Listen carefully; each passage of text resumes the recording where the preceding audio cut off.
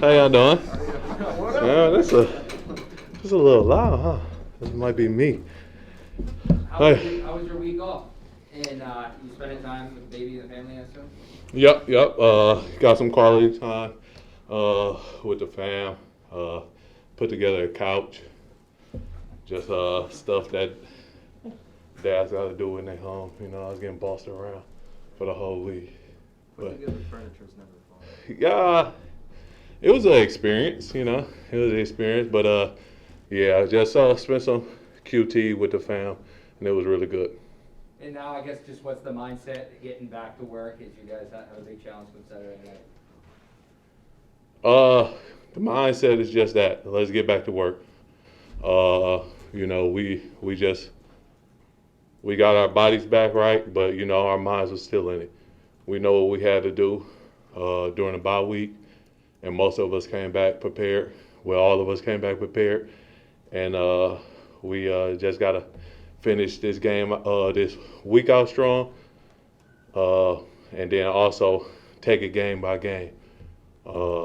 It's kind of crazy that it's so close to the end, and you can just try to group all the games together, but you gotta break them down week by week, and we gotta take it as such week by week. Coach always preaches setting the edge. In this game in particular with Jonathan Taylor, how important is it to set the edge and make sure you don't get up too far? You know, they got two great backs, and Jonathan Taylor is having an amazing season, right? He can take the ball anywhere. He can do anything with the ball, and he's been very trustworthy. And as he goes, the team's going, and so setting the edge is important, very important this week. Trying to force him back into our defenders inside, you know, with DG, Carl, LG, Baltimore, all those guys, and then so you know we got me, Wise, KV, Hightower sometimes, Jamie. So we got a pretty good group, and it's going to be a challenge because they got some good tight ends and they got good tackles. So we up for the challenge, but it's going to be hard because they got good players. With COVID cases, rising kind of around the league and obviously around the country and the world, is there any message or you feel any responsibility as a leader to kind of convey we have to take care of our business to avoid, you know, losing guys here ahead of a game and down the stretch? Well, just as a teammate and a friend first, I know what like some players go through. You know, I have a family at home. My daughter goes to school. Brianne goes to do her thing during the week, and it's just kind of hard. You know, we as players in this building, we have to protect ourselves and try not to you know run into too many people that we don't know what they're doing, but you know that's also hard. We trying to do charity work and be in the community as well, so it's just a tough balance. And really, all we can say as leaders or anybody is just protect yourself. You know, if you're going outside, please wear a mask. Try not to spend time in places that you really don't have to, where you can be at home. But it's as we all know from last year, this is a very tough time just staying at home. So just protect yourself as much as you can, and when you don't have to be somewhere, please go home. And if you have to be somewhere, just please wear a mask, wear it correctly, and try to wash your hands as much as possible, man. And then also just text and pray and tell somebody you love them every day, man. It's definitely difficult. I don't have the answers. I really don't. I'm just trying to follow guidelines, and whatever comes out. And so we don't know. Nobody knows. Just be safe. Matthew, in the past we've heard Coach Belichick talk about not running past the quarterback as a pass rusher. But I'm just wondering, do you have a little bit more freedom to do that from Coach, and does he ever get on you sometimes for running past the QB? Nah, I get the same as that coaching as everybody else, you know. And it's easy to say don't run past the quarterback until you get a great get off and then a tackle push you 2 more yards. But you just gotta be a kind of sucks to say this, but just a football player and try to work back. And so I get the same exact coaches when I run past the quarterback as everybody else. Is try not to do that or make sure I don't do that. And then, hopefully next play or next time I don't do it. But if I do, make sure I retrace and get a sack or something. So, but I get the same coaching. Matthew, what is the keys when you're facing an offense that runs RPOs like the Colts do? Just everybody doing their assignment. It's a very boring answer. But on this side, you're getting a run, and this side, you're getting a pass. So read your keys and play what you see.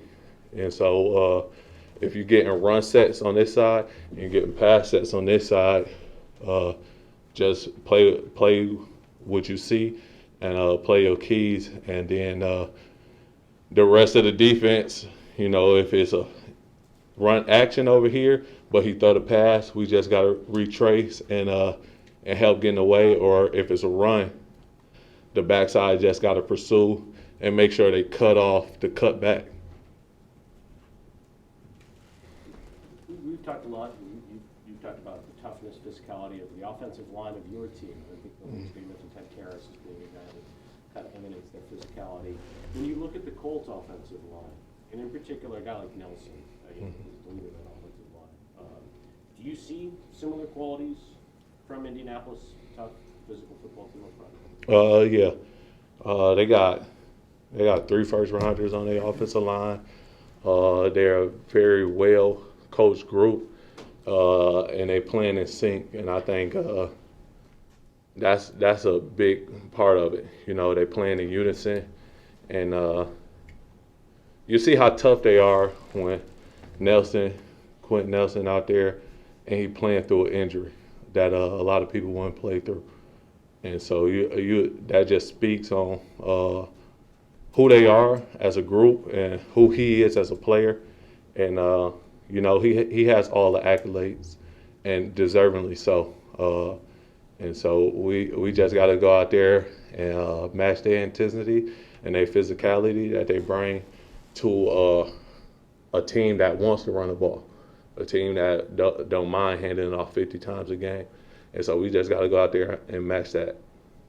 Ted spoke to us earlier, and he mentioned he feels there's been more parity in the league than he can remember since he entered in 2016, and that also there are a lot of stakes on Saturday. I mean, do you feel similarly, either in the idea that a lot of teams are really good this year, and you guys are playing for kind of playoff positioning this weekend? We plan to win the game, and just this one game, and whatever comes along with that, it does. Because I want to say the first game we played this season, we was playing for the playoffs, and we was playing for something bigger, but we was focused on that one game. So this one game is no different than those games, in the beginning of the season. We got to go out there and execute and focus and lock in and win the game. The picture is starting to shape.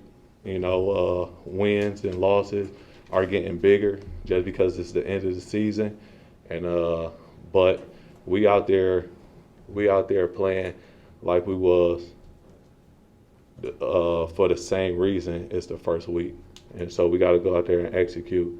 But they in our division and all that good stuff, so we just got to go out there and do what we have to do. How was your event? It went well.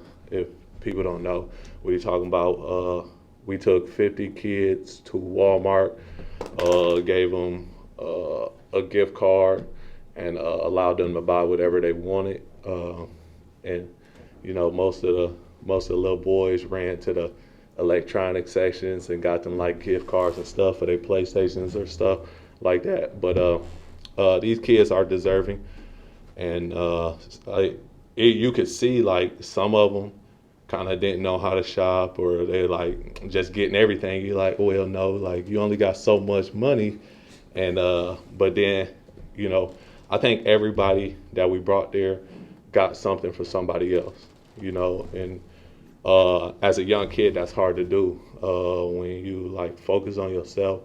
But just them like thinking of other people in their household and their other siblings or their mom or something, that was pretty amazing just to see at such a young age that, you know, even though they were being served, they were serving other people.